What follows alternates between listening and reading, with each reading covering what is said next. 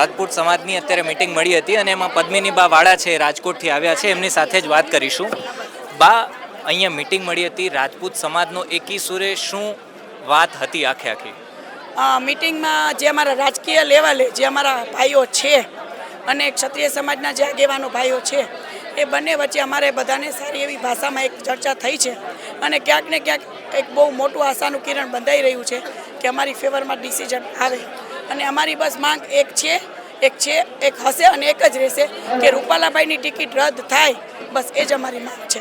જ્યારે પદ્માવત પિક્ચર આવ્યું હતું ત્યારે વિરોધ થયો હતો, ત્યારે ખાલી ભાઈઓ જ હતા, પરંતુ આ વખતે તો ક્ષત્રિયાણી બહેનો પણ મેદાને ઉતરી છે અને રાજકોટમાંથી એવી રીતના વાત છે કે તમામ જે લોકસભાની જે બહેનો છે ઉમેદવારી નોંધાવવાની છે, એ વાત શું છે?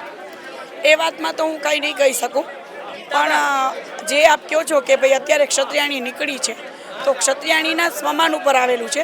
તો જો સ્વમાન ઉપર અમે માફ કરી દઈએ તો અમે ક્ષત્રાણી ન કહેવાય, કે અમારા સ્વમાન ઉપર ઠેસ પહોંચે એ કોઈ દિવસ અમે સ્વીકારતા નથી અને સ્વીકારશું પણ નહીં.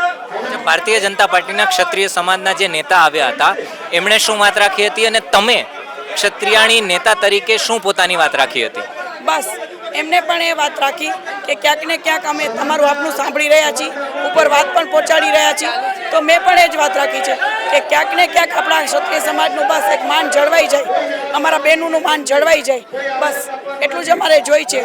તો આટલા બધા મહત્ત્વના રૂપાલાભાઈ શું કામ કે આટલું મોટો ક્ષત્રિય સમાજ આજે એના લીધે સામે આવી ગયો છે બીજેપી પાર્ટીને, તો બસ અમારે એક આશાનું કિરણ બંધાણું છે. અચ્છા, માની લો કે રૂપાલાની ટિકિટ છે એ રાજકોટથી નહીં પણ બીજી કોઈ જગ્યાએ આપી દેવામાં આવે તો પછી ક્ષત્રિય સમાજના બહેનો અને ભાઈઓ શું કરશે? જી ના, રૂપાલાભાઈની ટિકિટ ઓલ ઓવર ગુજરાતમાં કોઈ પણ જગ્યાએ નહીં, એમની ટિકિટ જ રદ થવી જોઈએ, કોઈ પણ જગ્યાએ રૂપાલાભાઈ નહીં. એટલે એક દાખલો બેસાડવામાં આવે કે જેથી કોઈ પણ સમાજ હોય, ક્ષત્રિય સમાજ હોય કે કોઈ પણ નેતા આવી રીતના બફાટ ન કરે.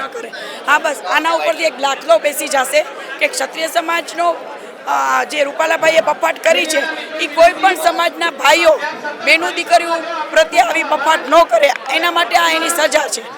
તો આજ પછી કોઈ પણ બહેનો દીકરીઓનું એકવાર પણ નામ લે તો 100 વખત એને વિચારવો જોઈએ. ઓકે, થેન્ક યુ પદ્મિની બા, તમે વાત રાખી અને આ તો પદ્મિની બા કે જેમણે પોતાની વાત રાખી. ધન્યવાદ.